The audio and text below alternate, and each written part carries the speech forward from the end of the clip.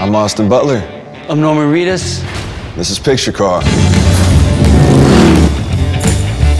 Come check out these bikes.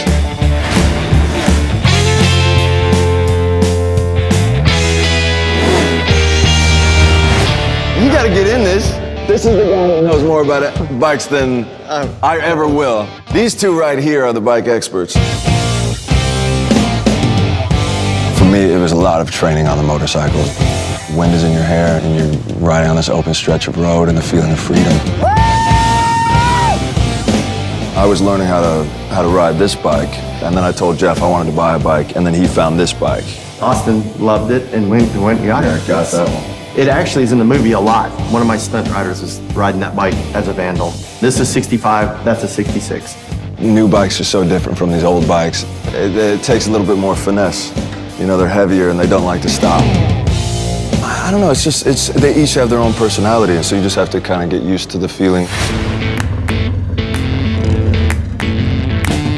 I have a bit of a Frankenstein bike. This is different years of stuff. Like, this is a late 40s Springer front end.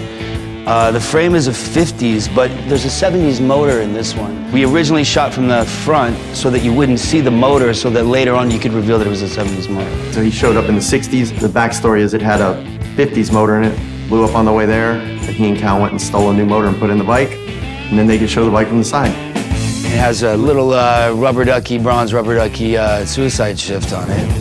Instead of shifting gears with your left foot or your right foot, it's a gear shift like a car. So you have to hold the clutch down and you take your left hand and you shove it into gear. Cooler cred, but harder to run. Jeff told me I cannot hold the rubber ducky to shift. He's like, if you touch this, it'll break off. So my knees are up here. I'm trying to thread this thing, but I can only put it in gear with my 2 fingers. And then right before, I'm sitting up there waiting to meet you guys for the first time, and I look over at the makeup artist, I'm like, can I borrow your glasses? And I put them on, and wait, are these prescription? And she goes, yeah. And I'm like, fuck it, and just went down anyway. And then later, Oliver, who owns this bike, was like, yeah, you could totally do this. So that means that Jeff didn't care if I crashed or not, he just didn't want to hurt this little duck.